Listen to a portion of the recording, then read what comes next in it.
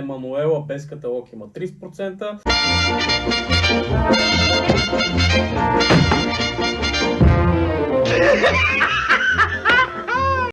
Нито съм гледал някакви видеа, нито съм си пускал плейлисти на телефона. Вероятно ще излезне в сряда, дето се сядам. На столче се сяда. Няма да говорим глупости все пак. Между другото искам само да забележите какви реклами излизат. Милик Китич, бате. Бате.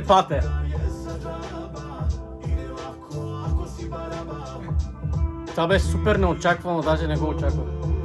Много съм изненадан. Здравейте на всички, добре дошли в моя YouTube канал. Вие сте с в момента хип-хоп и поп-фолк реактора. Ще видите защо. Така, сега, малко по-рано, мисля, че е събота или неделя, пуснах една кратка анкета за това на коя песен искате да реагирам. И сега ще видим коя песен колко гласа има. Значи песента на Алисия на Екс има 20%, на Емануела без каталог има 30%, Константин и Дана Пуши има 20%, Алисия и Лъчо, всичките ти други има 30%. Така, първата песен, която събра 30% беше Емануела, така че започваме с нея. Така, малко помощ от телефона. Емануела. Така, нарочно не съм слушал нито радио, в колата, Веселина, Вероника и така нататък. Нито съм гледал някакви видеа, нито съм си пускал плейлисти на телефона, само да не ги слушам, да не ги знам въобще какво представляват тия песни, за да мога да реагирам сега адекватно все пак, да ми е първа реакция. Така, започваме с хората, които са работили по песента. Все пак имам помощ от телефона, понеже пак казвам съм кьорав и компютъра ми е надалеч. Така, музиката на Диана Селов пак. Дидо, ако направи ти и всичките песни аранжираш. Текст на Лора Димитрова, Александър Попов и Петър Петров. Аранжимента пак не е на Диана Сенов, както винаги. Поздрави Диански. Режисьор, сценарист, оператор Буда Бас Тейп Къмпани. Стефан Маринов и Петко Андонов. Това ми звучи интересен екип. Аз нямам търпение да я чуя тази песен, защото все пак тя събра първо 30%. Но тя между другото не е чак толкова дълга, тя е 2 минути и 55. Пак е кратка песен, но сега да видим. Сега към момента на снимането, аз го снимам във вторник, вероятно ще излезне в сряда, дето се сядам. На столче се сяда. Няма да говорим глупости, все пак тя е на 7-мо място, преди 11 дена е пусната. Не съм я слушал, пак казвам. Емануела без аналог.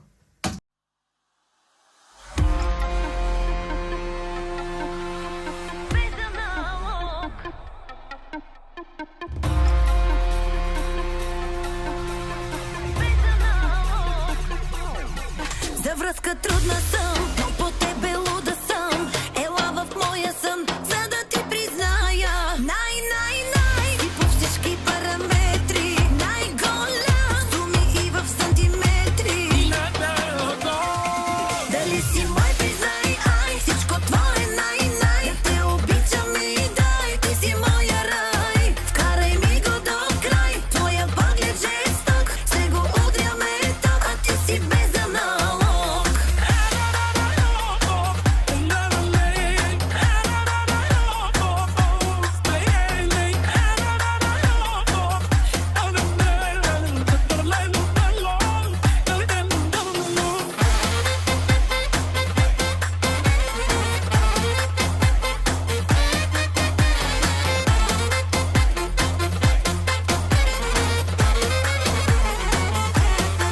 Лятно е, пари ми и горещо стана ми. От теб Между другото, Емануела не е спряла да прави. Аз съм на минута и 17, има още минута и 30 секунди някъде. Както казах, Емануела не е спряла с тия провокативни кадри и с този провокативен балет и с тази провокативна визия като цяло. Не знам дали е в рамките на нормалното. Предвид, че моето поколение гледа от тия хора, не че съм аз човека, който трябва да казва кой от кого зависи и така нататък, но все пак не знам, повечето по принцип поп клипове са вече малко по, как да ви кажа, малко по консервативни. Но има някои изпълнители, които си държат на почти всеки клип да са с провокативна визия. Емануела е една от тях. Нищо против, но просто го отбелязвам. Но съм още влюбена. Си по всички параметри.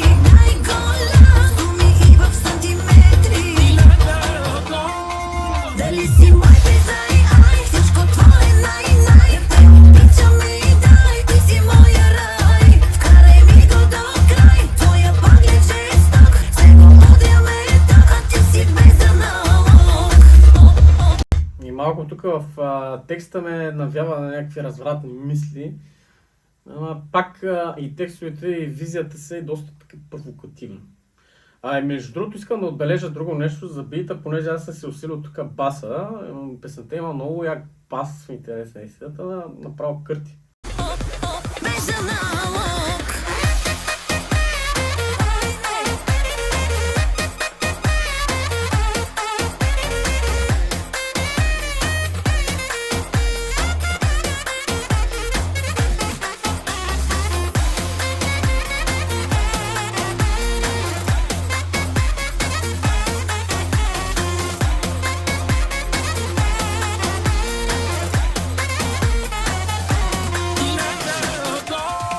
Дали си мой признай, ай, всичко твое най-най. Те обичам и дай, ти си моя рай. Вкарай ми го до край, твоя поглед жесток. Се го удряме ток, а ти си без аналог.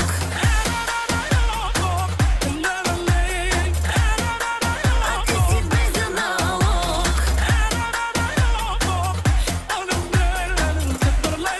А ти си без аналог.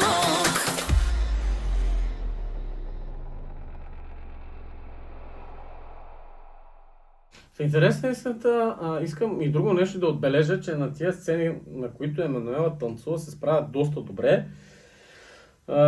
Хореографията е направена перфектна. Аз съм малко със смесени чувства, защото пак ви казвам, има го разврата, пък аз нещо съм привикнал, не знам, към по-консервативните визии. Но все пак аз изразявам моето мнение, пак казвам и не знам за кой път трябва да се повторя, вие не трябва да се влияете от него, то си е за мене, това са неща, които аз си мисля. Започваме с музиката. Музиката, бита много ми хареса и аранжимента също. Пак поздрави за Дианския, не знам за кой път, и предишния път го поздравих и този път то ще стане все едно платена реклама, но много добре се е свършил работата. Това е истината. Текстът си е доста провокативен. Към видеото и то си е доста провокативно. Хореографията е изпълнена доста добре, както казах в тези сцени, в които Емануела танцува. Направено е на няколко сцени. Между другото ми хареса това, че са използвали ретроамерикански автомобили. По принцип те са ми слабост. И общо взето това е. По трите критерия. Сега ще започна да гласувам по 10-балната система. Музиката 10 точки. Текста ще му дам 8, защото ми е малко прекалено вулгарен. Всъщност не е прекалено, но малко по-вулгарен, отколкото трябва да е.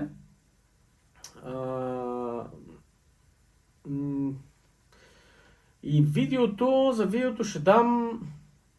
Колко да дам? 9 точки. Не си познавам ръцете. 9 точки. Понеже пак има провокация и така нататък. Казах си общо взето мнението. Така че това е, песента не е лоша. Става си за навсякъде. Според мен дискотеките няма да спират да я въртят. Даже и те не са спирали в момента да я въртят, защото тя е на 11 дена. Клубове и така нататък и механи.